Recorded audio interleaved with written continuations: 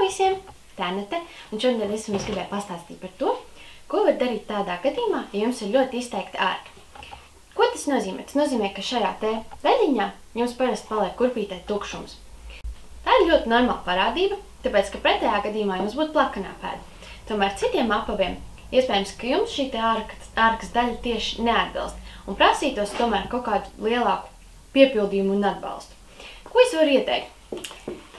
Mums veikalā ir ļoti labi šāda te aksesuāriņa, kas ir ādas ar stingru vidiņu un otrā pusītē līmējam tādu daļiņu.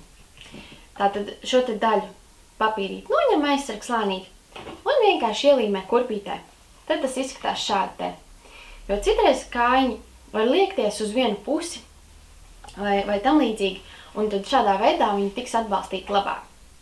Diemžēl šos te aksesuārus nevar izmantot tākspežu apos, tāpēc, ka viņi nepielāgosies šai te liestei un izliekumam. Viņi tā arī paliks, jo viņi ir stingri. Tomēr tam var izmantot tādus aksesuārus, kas tad būtu no gēla. Piemēram, šādi te. Vai arī šādi te, kurus es pasūtīju eBayā. Šos es pirku Londonā. Viņi vairāk pielāgosies tad šai te kurpītes formai, izliekumam, un citreiz jau varbūt arī to daudzumu nevajag tik lielu vai tikai nedaudz. Šādi te gēlu aksesuāri tad arī būs piemērotāki kurpītēm, kas ir atvērtāks, kur viņas iespējams varētu nedaudz redzēt, bet tomēr, ja viņi no gēla, viņi nav tik uzkrītoši.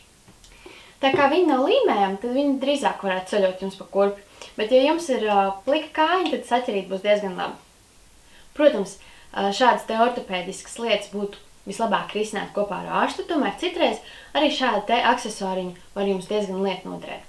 Es ceru, ka šis video jums bija noderīgs un ka patika, tāpēc lūdzu atzīmēt, ka jums patika, un tad tiksimies nākamajā video. Atā!